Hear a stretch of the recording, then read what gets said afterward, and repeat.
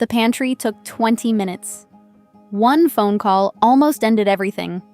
Because the hardest part of changing your life was never the food, it's a half-second pause from someone who loves you. You'll discover what that pause really is, why your fear of starting has very little to do with discipline, and the two-move trick that makes willpower almost unnecessary. A woman named Maria had just begun again. Diet number 12 after 11 public failures. Tuesday night, garbage bag in hand, out went the chips and cookies.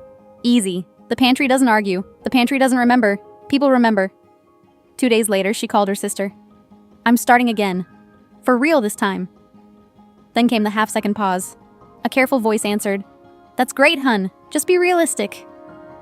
Maria laughed it off, hung up, and noticed her hands were shaking. Here's why that matters. Every previous attempt had started with hope and ended with disappointment. Over time, her mind learned that beginning felt dangerous. The safest options seemed to be never trying in public at all. The real pantry was never the food. It was the audience. She had become so afraid of failing in front of others that staying where she was felt safer than risking change. Now consider one of the oldest journeys in Scripture. Genesis chapter 12 verse 1 records God's first words to Abraham. Leave your country, your people, and your father's household. Notice the command wasn't to arrive, it was to leave. Every meaningful journey begins with a departure. There's an old story about a shepherd who had to sell his sheep to pursue a dream. The sheep weren't bad, they were comfortable. And comfort rarely fights you directly. It simply gives you reasons to stay until the dream grows quiet. The fear of suffering is often worse than the suffering itself. So maybe the answer is courage. Just be brave. Except Maria didn't feel brave that night. She did something much smaller. She placed her walking shoes by the front door, where she'd see them first thing in the morning. That's it.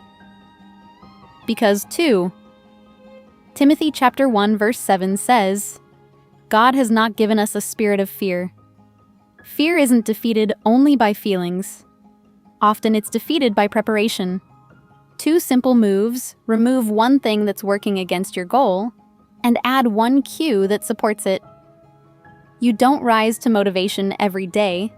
You fall to the systems and environment you've created. Comfort is one of the most respectable obstacles your dream will ever face.